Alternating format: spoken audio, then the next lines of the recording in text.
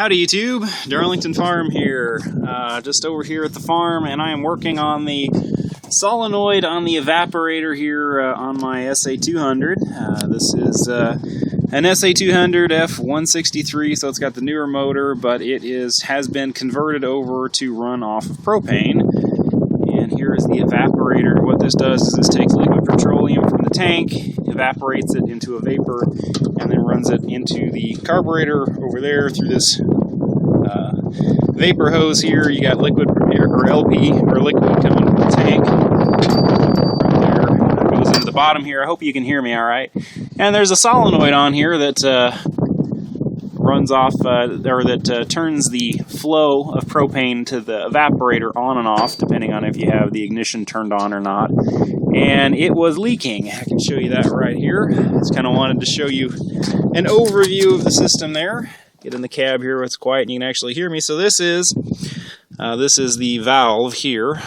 You've got liquid coming in here and going out there, and then this is the valve. The way the valve works here, this solenoid fits around the shaft there, and then you have the plunger and a spring that run in there. This goes in the back here with a spring, and then that rubber bit there goes right there, and then that pushes up against that angled piece in there, and that either turns on or shuts off the flow of propane. Now it was leaking from one of two O-rings here. There's an O-ring that goes right here, and then there's another O-ring that goes on this piece right here, and I'm not sure which O-ring it was, so I'm just going to replace both of them. I got my new O-rings right here, and I'll take some more video here as I put them on. I'm not sure if I can hold the camera and do it at the same time. I'll just take a little bit of white lithium grease,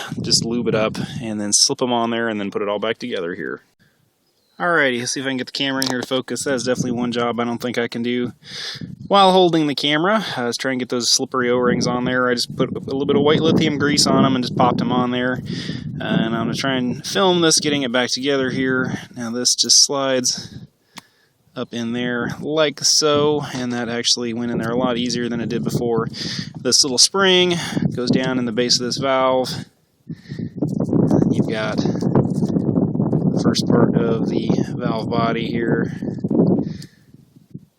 falls down in there. I'm just going to pull this out, and then this part here, that's the part that rubber part in there, that packing, is actually what makes contact with the ridge down there. So this needs to go in there like that, and then it's pretty much ready to go back together here. Let's see if I can hold this and do it all at the same time here. I put just a little tiny bit of white lithium grease in the body of the solenoid there, and that's pretty much it. I'll get some video here after it goes back in there, but this just slides on top of there like that, and then that bolt goes on the top there, and it should be ready to go back together.